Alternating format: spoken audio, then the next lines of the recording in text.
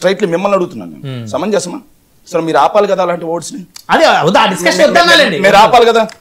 చంద్రబాబు నాయుడు గారి మీద ఏది సబ్జెక్ట్ చేసి ఎవరి పేరు మీద చెప్పి నేను ముద్దాయి అన్నాను. అవినాష్ రెడ్డి కుటుంబ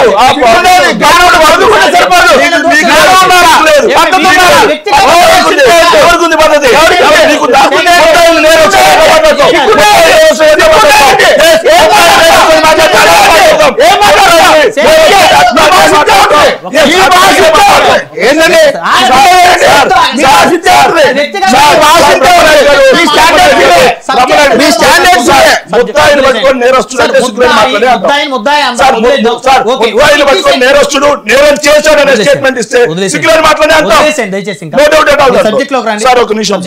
సార్ దస్తగిరి అనే వ్యక్తి వైఎస్ఆర్ కాంగ్రెస్ పార్టీకి ఫేవర్ చేశాడు అని చెప్పి వీళ్ళ ఆరోపణ అంతేనా. 2011 అప్పటికి జగన్మోహన్ రెడ్డి గారు పార్టీ కూడా పెట్టాలి 10-11 I hope so. So Jaganmohan Reddy గారు పార్టీ కూడా పెట్టాలి, కాంగ్రెస్ పార్టీ అధికారంలో ఉంది.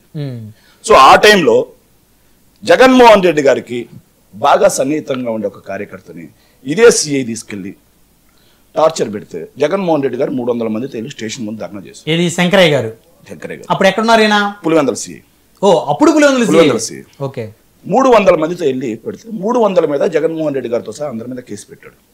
మరి జగన్మోహన్ రెడ్డి గారి మనిషి అయితే జగన్మోహన్ రెడ్డి గారి మనుషులను తీసుకెళ్ళి ఎందుకు కొడతారు? జగన్మోహన్ రెడ్డి గారి మీద ఆయన అనుచరుల మీద ఎందుకు కేసు పెట్టారు? Point number 1. Next point number 2, Chandrababu Naidu గారి ప్రభుత్వ హయాంలోనే పులివెందుల ప్రాంతం మొత్తం సీఏగా చేశాడు.